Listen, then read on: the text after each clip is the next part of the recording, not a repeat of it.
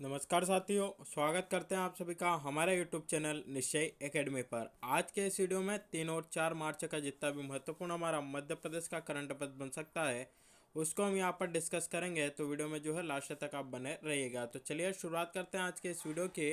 और सबसे पहले यहाँ पर आपको बता देते हैं कि आज के इस वीडियो में कंटेंट किस प्रकार से रहेगा। तो सबसे पहले यहाँ पर जो है हम आज का मध्य प्रदेश का करंट अफेयर डिस्कस करेंगे। उसके बाद कल का जो हमने मध्य प्रदेश का करंट अफेयर देखा था उसका एक बार क्विक रिवीजन करेंगे। उसके बाद 2021 का जो हमारा मध्य प्रदेश का करंट अफेयर बन सकता है उसको यहाँ पर डिस्कस करेंगे। उसके बाद एमपीजी के स्पेशल क्वेश्चंस के अंतर्गत कुछ इंपॉर्टेंट क्वेश्चन डिस्कस करेंगे। उसके बाद कल जो आपसे क्वेश्चन पूछा गया था उसका यहाँ पर आंसर बताएंगे और एक नया क्वेश्चन यहाँ पर आप सभी से पूछा जाएगा जिसका जवाब आपको जो है हमें यहाँ पर कमेंट करके बताना होगा। तो इस प्रकार से हमारा आज का जो है पूरा के पूरा सेशन रहने वाला है। तो चलिए शुरुआत करते हैं आज के इस सेशन की। और सबसे पहले आज का मध्य प्रदेश का करंट अफेयर्स यहाँ पर डिस्कस कर लेते हैं। पहला क्वेश्चन यहाँ पर निकल कर आता है कि मध्य प्रदेश के नए डीजीपी कौन होंगे। चार ऑप्शन यहाँ पर आपके सामने है। विवेक जौहरी, सुधीर सक्सेना, विजय घाटे या बीपी दुबे। तो यहाँ पर जो आपका राइट आंसर बनता है वो आपका यहाँ पर निकल कर आता है ऑप्शन बी, सुधीर सक्सेना मध्य प्रदेश के नए डीजीपी होंगे। तो ऑप्शन बी यहाँ पर हमारा राइट आंसर बनता है। चार ऑप्शन और दिए हैं। विवेक जौहरी, तो वर्तमान में मध्य प्रदेश के डीजीपी कौन है, तो विवेक जौहरी। इनका जो स्थान है अब आपके सुधीर सक्सेना लेंगे, यानी कि मध्य प्रदेश के अब नए डीजीपी आपके कौन बनेंगे, सुधीर सक्सेना जो है आपके यहाँ पर बनेंगे। चलिए देख लेते हैं इससे जुड़ी कुछ महत्वपूर्ण जानकारी। तो मध्य प्रदेश के नए पुलिस महानिदेशक को लेकर अब जो है तस्वीर आपकी साफ हो गई है। 1987 बैच के आईपीएस अधिकारी सुधीर कुमार सक्सेना मध्य प्रदेश के नए पुलिस महानिदेशक होंगे। राज्य सरकार के अनुरोध पर केंद्र सरकार ने मध्य प्रदेश के लिए उन्हें कार्य मुक्त कर दिया है, यानी कि उनको पहले केंद्र सरकार ने कुछ कार्य दिया गया दे रखा था, उस कार्य से उनको यहाँ पर मुक्त जो है आपका कर दिया है और उन्हें जो है अब मध्य प्रदेश के नए डीजीपी आपके यहाँ पर बनाया जाएगा। वे जो है 4 मार्च को सेवानिवृत्त होने जा रहे हैं। पुलिस महानिदेशक विवेक जौहरी का जो है आपका स्थान लेंगे और इसके लिए जो है आदेश भी आपका गुरुवार को जारी हो गया है। सरल व सौम्य छवि के आईपीएस अधिकारी सुधीर सक्सेना 1992 से 2000 तक प्रदेश के अलग अलग जिलों में एसपी आपके रह चुके हैं। 2012 से 2014 तक जो है सीएम के ओएसडी, 2014 से 16 तक इंटेलिजेंस के चीफ भी आपके यहाँ पर रह चुके हैं। साथ ही ये जो है रायगढ़ जो कि अब आपका छत्तीसगढ़ में आता है, छिंदवाड़ा, रतलाम और जबलपुर जिलों में पुलिस अधीक्षक है, यानी कि एसपी भी जो है आपके यहाँ पर रह चुके हैं। तो यह थी इनसे जुड़ी कुछ महत्वपूर्ण जानकारी। तो यहाँ पर हमारे लिए इतना इंपॉर्टेंट बनता है कि मध्य प्रदेश के नए डीजीपी आपके कौन बनेंगे, तो उनका नाम है सुधीर कुमार सक्सेना मध्य प्रदेश के नए डीजीपी आपके यहाँ पर बनेंगे। चलिए अगला क्वेश्चन यहाँ पर हमारा डिस्कस कर लेते हैं। अगला क्वेश्चन है कि मध्य प्रदेश के किस जिले में स्थित शंकरगढ़ के प्राकृतिक नज़ारों से भरपूर पहाड़ी पर फिल्म सिटी आपकी बनाई जाएगी। चार ऑप्शन यहाँ पर निकल कर आता है। देवास, इंदौर, उज्जैन या रतलाम। तो ऑप्शन है हमारा यहाँ पर राइट आंसर बनता है मध्य प्रदेश के देवास जिले में स्थित जो शंकरगढ़ है वहाँ पर जो है वहाँ की जो पहाड़ी है वहाँ पर आपकी फिल्म सिटी बनाई जाएगी। देख लेते हैं इससे जुड़ी कुछ महत्वपूर्ण जानकारी। तो मध्य प्रदेश के देवास जिले में स्थित शंकरगढ़ के प्राकृतिक नज़ारों से भरपूर पहाड़ी पर फिल्म सिटी बनाने के लिए 150 करोड़ रुपए का प्रस्ताव आया है। टेली फिल्म्स मुंबई के रश्मि शर्मा द्वारा फिल्म सिटी विकसित करने के पहले पेज पर 150 करोड़ निवेश करने की इच्छा जताई है। शंकरगढ़ में फिल्म सिटी निर्माण की योजना साकार हो जाती है तो सिर्फ देवास की प्रतिभाओं के लिए नहीं बल्कि पूरे देश के कलाकारों और विभिन्न क्षेत्रों से जुड़े लोगों के रोजगार के लिए नए अवसर भी यहाँ पर जो है आपके सृजित होंगे। और Australian film Sheru the Lion की शूटिंग के अलावा कुछ फिल्मों की शूटिंग जो है इस शंकरगढ़ पहाड़ी पर आपकी हो चुकी है। तो हमारे लिए इतना इंपॉर्टेंट बनता है कि कहाँ पर फिल्म सिटी बनाई जाएगी, शंकरगढ़ पहाड़ी पर, और ये आपके कहाँ पर स्थित है, तो मध्य प्रदेश के देवास जिले में आपकी स्थित है।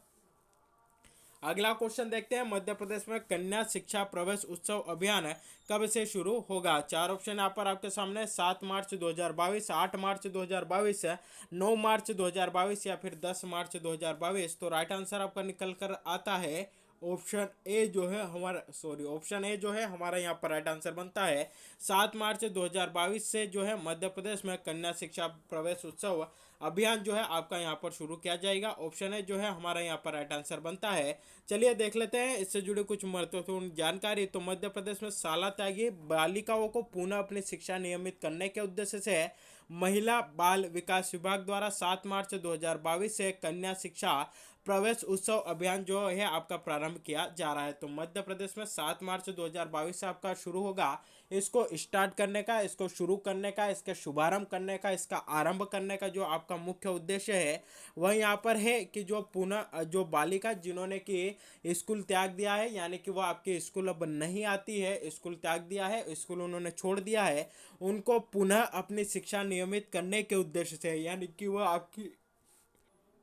यानी कि वापस वो जो है आपकी यहाँ पर आए, कहाँ पर आए, स्कूलों में आए और वापस से अपनी जो शिक्षा है यानी कि उनकी जो यहाँ पर है एजुकेशन जो छूट गई थी उसको जो है आपके यहाँ पर कंटिन्यू करें। बेटी बचाओ बेटी पढ़ाओ के लिए अभियान का मुख्य उद्देश्य 11 से 14 वर्ष की शाला त्यागी बालिकाओं को पहचान कर उनको स्कूलों में पुनः प्रवेश सुनिश्चित कराना है। वर्ष 2015 में शुरू किए गए बेटी बचाओ बेटी पढ़ाओ अभियान का संपूर्ण लक्ष्य बालिका के जन्म का उत्सव मनाना और उनको शिक्षित कर सक्षम बनाना जो है इसका आपका प्रमुख उद्देश्य है। महिला बाल विकास विभाग द्वारा शाला त्यागी किशोरी को 300 दिवस तक प्रोटीन कैलोरी युक्त टेक होम राशन दिए जाने का प्रावधान भी जो है आपका यहाँ पर किया गया है। तो मध्य प्रदेश में कब से स्टार्ट होगा यह अभियान? आपका 7 मार्च 2022 से जो है इसका शुभारंभ किया जाएगा। और मध्य प्रदेश के किस विभाग के द्वारा इसको चलाया जाएगा? तो जो मध्य प्रदेश का महिला बाल विकास विभाग है उसके द्वारा इसका शुभारंभ किया जाएगा। अगला क्वेश्चन है कि मध्य प्रदेश के किस जिले के डॉक्टर योगेंद्र कोठारी को शैक्षिक प्रौद्योगिकी को बढ़ावा देने के लिए केंद्रीय शैक्षिक प्रौद्योगिकी संस्थान ने राष्ट्रीय आईसीटी पुरस्कार प्रदान किया है? 4 ऑप्शन आप यहाँ पर आपके सामने निकल कर आते हैं, उज्जैन, जबलपुर, इंदौर या देवास। तो राइट आंसर आपका बनता है ऑप्शन है मध्य प्रदेश के उज्जैन जिले के योगेंद्र कोठारी को शैक्षिक प्रौद्योगिकी को बढ़ावा देने के लिए केंद्रीय शैक्षिक प्रौद्योगिकी संस्थान ने राष्ट्रीय आईसीटी पुरस्कार जो है आपका यहाँ पर प्रदान किया है। देख लेते हैं इनसे जुड़ी कुछ महत्वपूर्ण जानकारी। तो शासकीय उत्कृष्ट विद्यालय माधवनगर में व्याख्याता डॉक्टर योगेंद्र कोठारी को शैक्षिक प्रौद्योगिकी को बढ़ावा देने के लिए केंद्रीय शैक्षिक प्रौद्योगिकी संस्थान ने राष्ट्रीय आईसीटी पुरस्कार प्रदान किया है। दिल्ली में आयोजित कार्यक्रम में उन्हें पुरस्कार स्वरूप सिल्वर मेडल, लैपटॉप और प्रमाण पत्र शिक्षा राज्य मंत्री अन्नपूर्णा देवी ने आपका यहाँ पर प्रदान किया है। तो इनका संबंध किस जिले से है? तो सीधा सीधा आंसर बनेगा उज्जैन से जो है ये आपके बिलोंग करते हैं। कौन सा पुरस्कार मिला? राष्ट्रीय आईसीटी पुरस्कार इनको दिया गया। किस संस्थान ने दिया? तो केंद्रीय शैक्षिक प्रौद्योगिकी संस्थान के द्वारा इनको जो है ये आपका यहाँ पर प्रदान किया गया।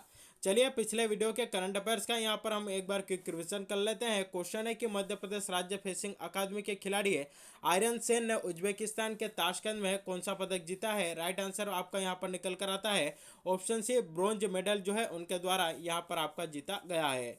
अगला क्वेश्चन हमारा है कि शिव ज्योति अपरमा महोत्सव 1 मार्च को मध्य प्रदेश के किस जिले में आयोजित किया गया था? राइट आंसर आपका बनता है ऑप्शन है मध्य प्रदेश के उज्जैन में इसका जो है आपका आयोजन किया गया था। अगला क्वेश्चन है मध्य प्रदेश पर्यटन विकास निगम द्वारा स्काई ड्राइविंग फेस्टिवल 1 और 2 मार्च को भोपाल में आयोजित हो रहा है, तो इसका शुभारंभ किसने किया? तो राइट आंसर बनता है इसका जो शुभारंभ है मध्य प्रदेश के गृह मंत्री नरोत्तम मिश्रा जी के द्वारा आपका किया गया था। ऑप्शन है जो है हमारा यहाँ पर राइट आंसर बनता है। चलिए 2021 के मध्य प्रदेश के कुछ महत्वपूर्ण करंट अफेयर्स को यहाँ पर हम डिस्कस कर लेते हैं। पहला क्वेश्चन है कौन सा राज्य सफलतापूर्वक सुधार करने के लिए अतिरिक्त धनराशि हासिल करने वाला पहला राज्य बन गया है? 4 ऑप्शन है मध्य प्रदेश, बिहार, हरियाणा या राजस्थान। तो राइट आंसर आपका बनता है ऑप्शन है मध्य प्रदेश राज्य सफलतापूर्वक सुधार करने के लिए अतिरिक्त धनराशि हासिल करने वाला पहला राज्य आपका यहाँ पर बन गया है। अगला क्वेश्चन है किस नदी पर भारत सरकार दुनिया की सबसे बड़ी तैरती हुई सौर ऊर्जा परियोजना का निर्माण करेगी, यानी कि फ्लोटिंग सोलर पावर प्लांट जो है उसका निर्माण आपका किया जाएगा? 4 ऑप्शन है गंगा नदी, ताप्ती नदी, नर्मदा नदी या फिर यमुना नदी। तो राइट आंसर बनता है ऑप्शन सी, नर्मदा नदी। और हम नर्मदा नदी पर भी जो है किस स्थान पर? तो ओंकारेश्वर में जो है ये आपका यहाँ पर बनाया जाएगा। ओंकारेश्वर किस जिले के अंतर्गत आता है? तो ये जो है आपका खंडवा जिले के अंतर्गत आता है। नर्मदा नदी की बात करें उद्गम कहाँ से होता है? अमरकंटक जिले से जो है इसका उद्गम होता है। अमरकंटक अनूपपुर के अंतर्गत आता है। इसकी कुल लंबाई की बात करें तो 1312 किलोमीटर इसकी जो है कुल लंबाई है। केवल मध्य प्रदेश में इसकी कुल लंबाई की बात करें 177 किलोमीटर जो है आपकी कुल इसकी लंबाई है। वहीं अगर हम बात करें कि जो धुआंधार जलप्रपात है, कपिल धारा जलप्रपात है, दुग्ध धारा जलप्रपात है, साथ ही अगर यहाँ पर बात करें दर्दी जलप्रपात की, मांधार जलप्रपात की, ये जो जलप्रपात है मध्य प्रदेश की किस नदी के द्वारा निर्मित होते हैं, मध्य प्रदेश की किस नदी पर निर्मित है, तो राइट आंसर आपका बनेगा नर्मदा नदी पर। चलिए अगला क्वेश्चन यहाँ पर हमारा देखते हैं कि मध्य प्रदेश में लव जिहाद अध्यादेश के तहत अधिकतम कितने वर्ष की सजा का प्रावधान किया गया है। चार ऑप्शन है, 2 वर्ष, 5 वर्ष, 7 वर्ष या 10 वर्ष। तो राइट आंसर आपका बनता है ऑप्शन डी, ऑप्शन डी 10 वर्ष जो है यहाँ पर हमारा राइट आंसर बनता है। अगला क्वेश्चन है, देश का पहला जीरो वेस्ट वार्ड किस शहर में बना है। चार ऑप्शन है, पटना, इंदौर, करनाल या सूरत। तो राइट आंसर बनता है मध्य प्रदेश के इंदौर में पहला जीरो वेस्ट वार्ड जो है उसका निर्माण मध्य प्रदेश के इंदौर शहर में जो है आपका यहाँ पर किया गया है। अगला क्वेश्चन है, किस राज्य ने गंदगी भारत छोड़ो अभियान शुरू किया है। राइट आंसर बनता है हमारे मध्य प्रदेश सरकार के द्वारा, मध्य प्रदेश शासन के द्वारा इस प्रकार का जो अभियान है आपका शुरू किया गया था। चलिए एमपीजी के स्पेशल क्वेश्चंस के अंतर्गत कुछ महत्वपूर्ण क्वेश्चंस यहाँ पर डिस्कस कर लेते हैं। पहला क्वेश्चन है कि प्रसिद्ध पुरास्थल वेश्या टेकरी कहाँ पर स्थित है। चार ऑप्शन है, उज्जैन, नागदा, खेड़ी नामा या आवरा। तो राइट आंसर बनता है ऑप्शन है मध्य प्रदेश के उज्जैन में वेश्या टेकरी जो है आपको यहाँ पर देखने को मिलेगा।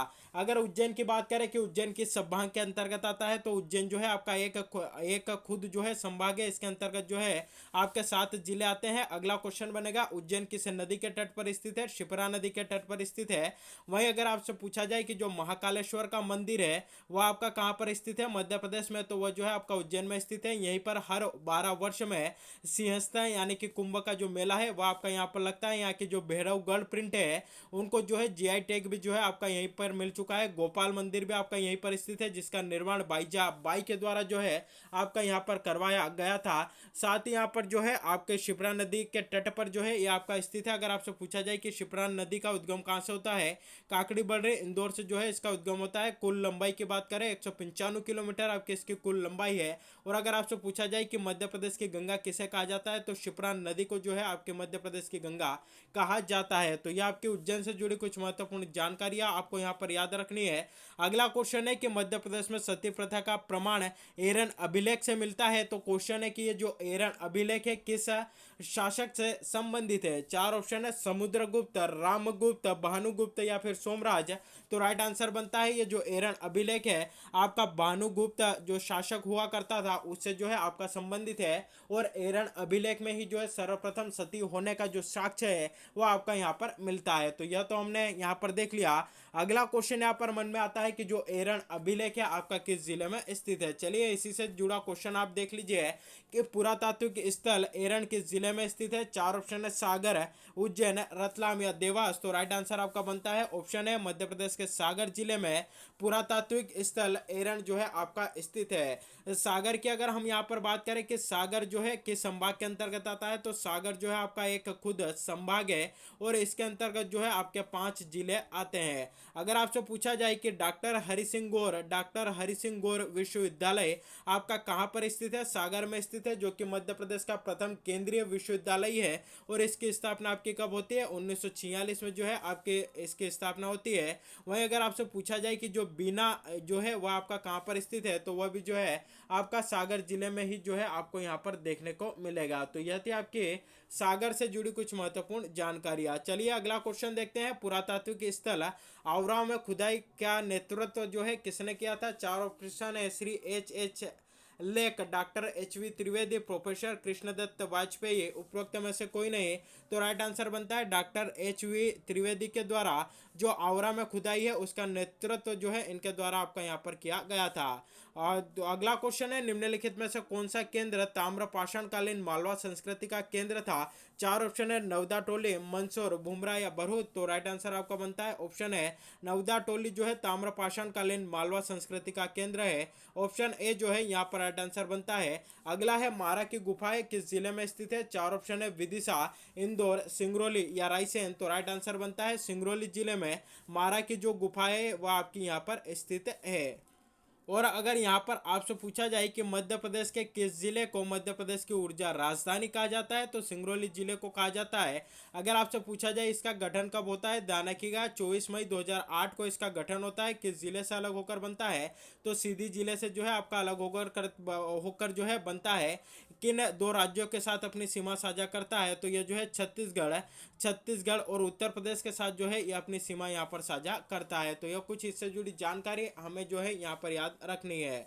अगला क्वेश्चन यहाँ पर देखते हैं कि मृगेंद्र नाथ की जो गुफा है कहाँ स्थित है। चार ऑप्शन है, रायसेन, रतलाम, रायगढ़ या देवास। तो राइट आंसर बनता है ऑप्शन है मध्य प्रदेश के रायसेन जिले में मृगनाथ की जो गुफाएं हैं वह आपको यहाँ पर देखने को मिलेगी। अगर आपसे पूछा जाए कि जो भीमबेटका जो कि मध्य प्रदेश का एक प्रसिद्ध पर्यटन स्थल है कहाँ पर स्थित है, रायसेन में देखने को मिलेगा। जो सांची है वह भी आपका कहाँ पर स्थित है, यहीं पर स्थित है। और दोनों को यूनेस्को की विश्व धरोहर सूची में भी आपका शामिल किया गया। अगर पूछा जाए सांची को कब किया गया, 1989 को, और भीमबेटका को आपका कब किया गया, वर्ष 2003 में जो है इसका आपका शामिल किया जाता है। तो ये दोनों स्थल रायसेन जिले से जुड़े हमें यहाँ पर याद रखने हैं। अगला क्वेश्चन है कि बृहत्तरी की गुफाओं का निर्माण किस वंश ने करवाया था। चार ऑप्शन है, परमार वंश, चंदेल वंश, राष्ट्रकूट वंश या सिंधिया वंश। तो राइट आंसर बनता है राष्ट्रकूट वंश के द्वारा जो है बृहत्तरी की गुफाओं का निर्माण आपका करवाया गया था। इस वंश के शासकों ने इसका निर्माण कराया था। और जो बृहत्तरी की गुफा है आपकी किस जिले में स्थित है, तो मध्य प्रदेश के उज्जैन जिले में जो है ये आपको देखने को मिलेगी। अगला क्वेश्चन है, निम्नलिखित में से कौन सा महल रायसेन दुर्ग से संबंधित नहीं है। चार ऑप्शन है, इत्रदार महल, बादल महल, रोहित महल या फिर जागीर महल। तो राइट आंसर बनता है ऑप्शन सी, रोहित महल जो है रायसेन दुर्ग से आपका संबंधित नहीं है। ऑप्शन सी, रोहित महल जो है हमारा यहाँ पर राइट आंसर बनता है। अगला क्वेश्चन है, मध्य प्रदेश का वह किला जिसे पूर्व का जिब्राल्टर कहा जाता है। चार ऑप्शन है, धार का किला, चंदेरी का किला, ग्वालियर का किला या नटवर का किला। तो राइट आंसर आपका निकल कर आता है ऑप्शन सी, ग्वालियर का जो किला है उसे पूर्व का जिब्राल्टर कहा जाता है। कहाँ पर स्थित है, आपका ग्वालियर में स्थित है। निर्माण किसके द्वारा कराया गया था, राजा सूरज सेन के द्वारा इसका निर्माण जो है आपका करवाया जाता है। चलिए, अब जो है कल आपसे क्वेश्चन पूछा गया था पिछले वीडियो में, उसका आंसर यहाँ पर हम बता देते हैं। क्वेश्चन था कि अटल बिहारी वाजपेयी हिंदी विश्वविद्यालय कहाँ पर स्थित है। चार ऑप्शन है, उज्जैन, इंदौर, रतलाम या धार। तो राइट आंसर आपका बनता है मध्य प्रदेश के यहाँ पर जो है आखिरी ऑप्शन आपको भोपाल बताया था। तो इसका जो राइट आंसर बनता है वो बनता है आपका ऑप्शन डी, भोपाल में अटल बिहारी वाजपेयी हिंदी विश्वविद्यालय जो है आपका भोपाल में स्थित है। स्थापना कब होती है, वर्ष 2011 में इसकी स्थापना की जाती है। और इसका जो राइट आंसर है यहाँ पर नेतू सिंह बाथम के द्वारा किया गया। इन्होंने बताया कि इसकी स्थापना 2011 में होती है। साथ ही इन्होंने कुछ और विश्वविद्यालय जो कि आपके भोपाल में स्थित है वह यहाँ पर बताया है। भोज विश्वविद्यालय आपका भोपाल में स्थित है। बकरतुला विश्वविद्यालय 1970 में स्थापना, यह भी आपका भोपाल में स्थित है। माखनलाल चतुर्वेदी राष्ट्रीय पत्रकारिता विश्वविद्यालय, यह भी आपका भोपाल में स्थित है। राजीव गांधी प्रौद्योगिकी संस्थान जो है यह भी आपका भोपाल में स्थित है। आरजीपीवी वन विहार राष्ट्रीय उद्यान आपका यहीं पर स्थित है, जिसमें कि देश का एकमात्र मध्य प्रदेश का एकमात्र सर्प उद्यान है भी जो है आपका यहीं पर स्थित है। और इसका स्थापना 1979 में होती है। ध्रुपद समारोह का आयोजन भोपाल में होता है। ताजुल मस्जिद आपकी यहीं पर स्थित है। वहीं Indian institute of forest management जो है आपका कहाँ पर स्थित है, तो वह भी आपका भोपाल में स्थित है। और स्थापना कब होती है, तो 1982 में इसकी स्थापना जो है आपके भोपाल में की जाती है। तो अटल बिहारी वाजपेयी हिंदी विश्वविद्यालय जो है आपका कहाँ पर स्थित है, तो मध्य प्रदेश के भोपाल में स्थित है। 2011 में आपकी इसकी स्थापना होती है। एक क्वेश्चन यहाँ से आपका निकल कर आता है कि जो अटल बिहारी वाजपेयी विश्वविद्यालय है यहाँ पर जो है आपकी कौन सी सृजन पीठ स्थित है। तो अगर आपसे पूछा जाए कि महादेवी वर्मा जो सृजन पीठ है वह आपके कहाँ पर स्थित है, तो राइट आंसर आपका बनेगा मध्य प्रदेश के अटल बिहारी वाजपेयी हिंदी विश्वविद्यालय में जो है आपकी महादेवी वर्मा सृजन पीठ स्थित है। अगला क्वेश्चन बनेगा कि हिंदी में इंजीनियरिंग की डिग्री कराने वाला मध्य प्रदेश का पहला विश्वविद्यालय कौन सा है, तो वह भी आपका अटल बिहारी वाजपेयी हिंदी विश्वविद्यालय है। चलिए, अटल बिहारी वाजपेयी जी की बात आई है तो इनका भी संबंध हमारे मध्य प्रदेश से था, तो इनसे जुड़ी कुछ महत्वपूर्ण जानकारी देख लीजिए। अगर आपसे पूछा जाए कि जन्म कब होता है, तो 25 दिसंबर 1924 को जो है इनका जन्म होता है। कहाँ पर होता है, तो मध्य प्रदेश के ग्वालियर में जो है इनका जन्म होता है। इनकी मृत्यु की बात करें तो 16 अगस्त 2018 को जो है इनकी आपकी मृत्यु होती है। अगर आपसे पूछा जाए कि भारत के कितनी बार जो है आपके प्रधानमंत्री बने हैं, तो 3 बार आपके प्रधानमंत्री बने हैं। और सबसे कम समय के लिए प्रधानमंत्री के रूप में इन्हीं का जो है आपका कार्यकाल रहा था। कितने दिनों का रहा था, तो मात्र 11 दिन के लिए जो है भारत के आपके प्रधानमंत्री भी बने थे। और अगर आपसे पूछा जाए कि भारत के राजस्थान का जो पोखरण है वहां पर परमाणु परीक्षण हुआ था, उस समय भारत के जो है आपके प्रधानमंत्री कौन हुआ करते थे, तो अटल बिहारी वाजपेयी वाजपेयी जो है उस समय जो है आपके यहाँ पर प्रधानमंत्री हुआ करते थे। अगला क्वेश्चन जो है आपका अटल बिहारी वाजपेयी जी से यहाँ पर बनेगा कि जो यूएनओ है यानी कि संयुक्त राष्ट्र संघ, उसमें हिंदी में भाषण देने वाले प्रथम व्यक्ति कौन थे, तो वह आपके अटल बिहारी वाजपेयी जी ही जो है आपके थे। और इनका जन्म दिवस 25 दिसंबर को मनाया जाता है। इसी दिन जो है सरकार के द्वारा सुशासन दिवस, गुड गवर्नेंस डे भी जो है आपका यहाँ पर मनाया जाता है। और वर्ष 2015 में इनको देश के सर्वोच्च नागरिक पुरस्कार, जिसका नाम है आपका भारत रत्न, उससे भी जो है आपका इनको सम्मानित किया गया। तो यह थी आपकी इनसे जुड़ी कुछ महत्वपूर्ण जानकारी।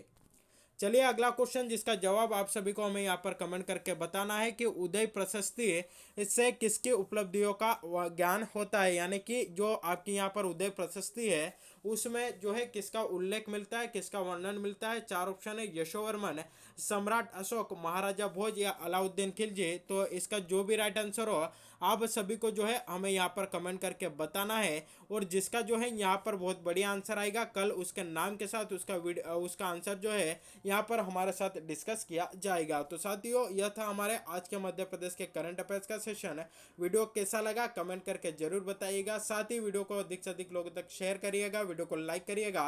और अगर आप चैनल पर पहली बार विजिट कर रहे हैं तो चैनल को सब्सक्राइब भी जरूर करिएगा और बेल नोटिफिकेशन को ऑन करके रखिएगा, ताकि जब भी वीडियो अपलोड हो आप तक इसकी नोटिफिकेशन पहुंच जाए। तो आज के लिए बस इतना ही। Thank you very much.